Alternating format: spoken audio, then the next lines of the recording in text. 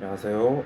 오늘도 선풍기를 켜놓고 하루에 한 번 의무적으로 영상 찍는 나와의 약속을 지키기 위해서 한번 영상을 찍어봅니다. 근데 이런 고민을 한 적이 있었는데, 흔히 목적주의랑 충만주의라고 하잖아. 충만주의는 현재에 존재하는 나 자신을 깊게 느끼는 명상 위주의 수행법이고, 목적주의는 인생은 목적을 이루기 위해 존재한다. 모든 건 목적을 이루기 위해 수렴되어야 한다. 모든 발산하는 노력을 목적으로 수렴시켜라. 이런 수행법이라기보다는 스킬인데, 하루에 한 번씩 영상을 올리겠다는 다짐이자 약속이 목적주의에 해당하는지는 잘 모르겠어. 이게 목적주의인지 아닌지는 잘 모르겠지만, 아무튼 내가 내 채널을 키우는 건 일종의 경영이니까, 사업이나 마찬가지니까, 돈은 안 벌지만 애초에 백수고 취준생이니까, 공시생이니까 뭐 그렇게 생각합니다.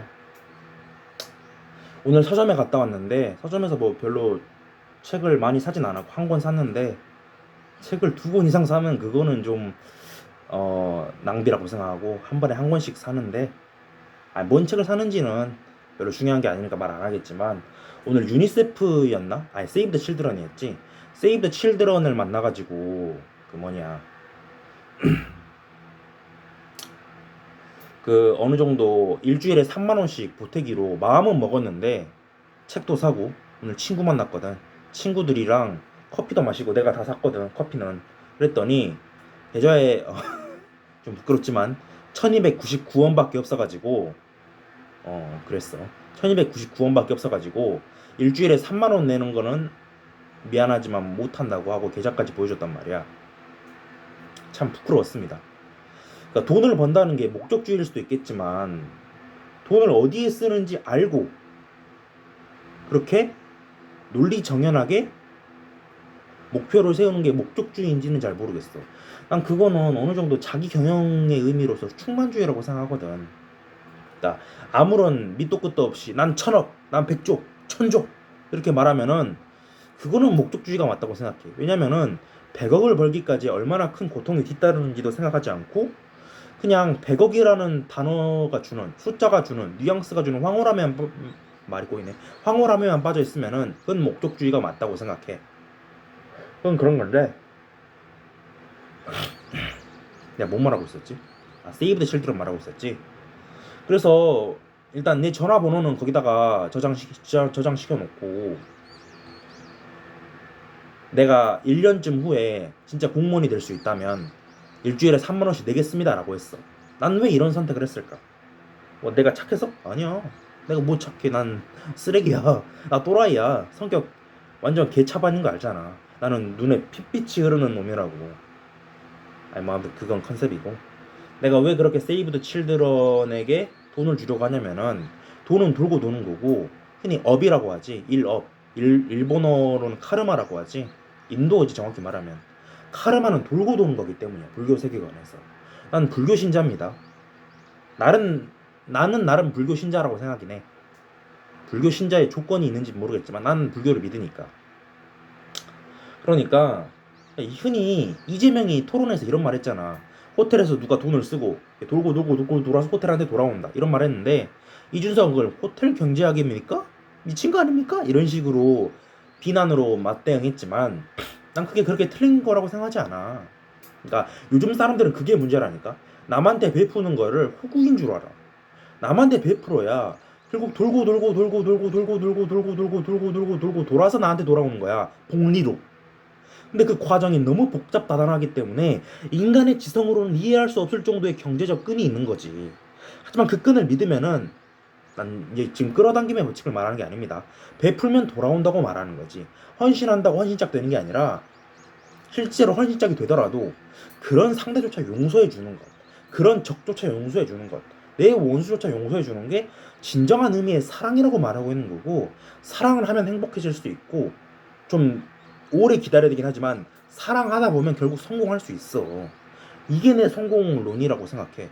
성공학은 사랑과 행복의 학문이지 돈을 많이 버는 학문이 아니라니까. 난 적어도 그렇게 생각한다고. 개똥 철학일 수도 있겠지만. 아무튼 세이브 칠드런에 그런 애들이 많다고 하더라고. 세이브 칠드런 소속되는 애가 많다는 게 아니라, 우리 지역 사회에, 나도 사회복지 공무원을 준비하니까 그런 데에 관심을 가져야 되잖아. 뭐 안 가져도 되긴 하지만 직장에서 소명 의식을 가지려면 그런 데 관심을 가져야 되니까. 진짜 5천 원 한 끼 식사도 못 먹는 애들이 많대. 그래서 세이브 더 칠드런에, 그러니까 내가 월급이 들어오는 그 순간부터 바로 연락을 하기로 했고, 요즘 사람들은 자기 돈을 쓰는 걸 너무 아껴. 물론 그거는 절약의 의미로서는 미덕이라고 봐. 청렴이죠. 어떻게 보면은 절약도 청렴의 한 종류니까. 하지만 이렇게 절약만을 강조해서 소비를 자극하지 않으면 그 사회는 파멸합니다. 가장 좋은 예가 뭘까? 대공황이지. 1920 몇 년이었나? 29년이었나 6년이었나? 그때의 대공황은 최악이었지. 내가 그 시절을 살아본 건 아니지만 교과서로만 공부했지만 사람들이 지갑을 닫고 공장이 망하고 실업자가 되고 실업자가 되니까 더 돈을 안 쓰고 망해가는 거야. 그러니까 나는 보이지 않는 손이 있다고 믿긴 하지만 그게 인간을 위해 작동한다고는 생각하지 않아. 보이지 않는 손이라는 건 어디까지 나아가야 되는 건지 알아? 그런 경제 상황 속에서는 루즈벨트라는 대통령이 어떻게든 나타나가지고 경제를 수정자본주의로 바꾸겠다는 결단까지 내리는 것까지 인간의 본성이 유전적으로 설계되었다는 게 진정한 의미의 보이지 않는 손이야. 또는 소리쳐서 미안해. 내가 좀 흥분해서. 또는 그렇게 가난해지는 사람들이 좀 많이 죽어버리면 그만큼 경제는 살아날 수 있다는 것까지 좀 잔인하지만 보이지 않는 손에 포함되어야 되는 거라고. 예를 들어서 코로나 바이러스가 너무 치사율이 높잖아? 많이 안 퍼져. 시체는 걸어다니지 않으니까, 좀비가 아닌 이상. 그러니까 이 바이러스 같은 생물과 무생물의 중간에 있는 그런 미생물조차도 조율이 있어야 한다는 거야. 그래야 살아남을 수 있다고. 장자가 이런 멋진 말을 했어. 쓸모없는 나무일수록 오래 살아남는다. 인간에게 포획당하지 않으니까. 인간에게 벌목당하지 않으니까. 그리고 야생에서 상아가 있는 코끼리들은 전투에 유리할 거야. 수컷을 찔러 죽일 수 있으니까. 근데 하필이면 탐욕적인 인간에게 저 베이지색 이쁜데 이런 식으로 탐욕의 대상이 되면은 멸종하는 거지. 그래서 요즘 태어난 코끼리들은 대부분 상아가 없는 코끼리가 부모이기 때문에 자식도 코끼리가, 그러니까 코끼리 그 자식들도 상아가 없습니다. 이게 진화야. 적응이라고. 하지만 우리는 자긍심을 가지고 있지. 난 사람으로서 만물의 영장이다. 이런 자긍심을 갖고 있기 때문에 어떤 상황에 있어서도 인간이라는 종족이 멸종해서는 안 된다. 이런 심리를 갖고 있기 때문에 인류가 멸종만큼은 해서는 안 된다. 어떤 사회 문화가 되더라도 이런 심리 하나만큼 가지고 있기 때문에 천부인권이 성립하는 거라고. 실제로 마약 범죄가 아무리 성행을 하더라도 스너프 필름이나 아동 음란물이 성행하는 경우는 거의 없어. 왜? 스너프 필름은 실제로 사람을 죽여야 성립 가능한 야동이고 아동 음란물 같은 경우는 자라나는 새싹을 희생시켜야 되는 거잖아. 걔는 어차피 트라우마 때문에 자살하겠지. 그렇다면 당연히 굳이 법이 처벌하지 않더라도 그런 거는 오래 지속될 수가 없잖아. 그런 희생자들을 납치해올 수도 없고 지속적으로 공급도 불가능하고. 나의 히어로 아카데미아에서 치사키라는 빌런이 나와. 오버홀이라는 빌런이 나오는데 본명이 치사키야. 치사키가 엘이라는 작은 딸뻘 애를 가지고 인체 실험을 해가지고 약을 많이 만들어.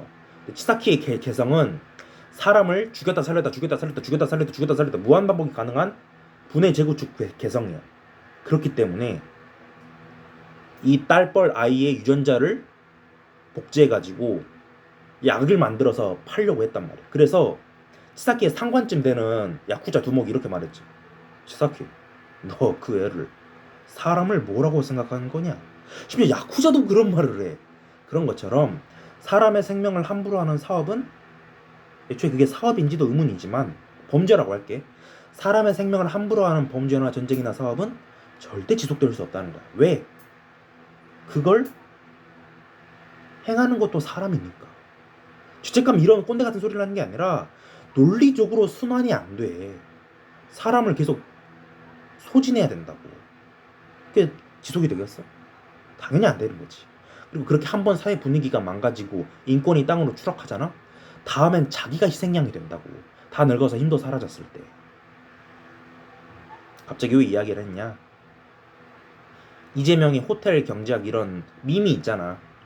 결국 베풀어야만 경제가 돌아가기 때문에 그 방아쇠 그 뭐냐 그 뭐라 하던데 점화식이 탁 불을 켤 수 있는 점화식의 역할을 할 수 있도록 탕 방아쇠를 당길 수 있도록 전 국민에게 25만 원씩 줘야 한다는 건 나는 동의합니다. 근데 이준석 찍을 거야. 왜? 이준석은 교육 공약을 걸었거든. 수학을 책임졌거든. 그래서 이준석 찍을 겁니다. 오늘은 여기까지.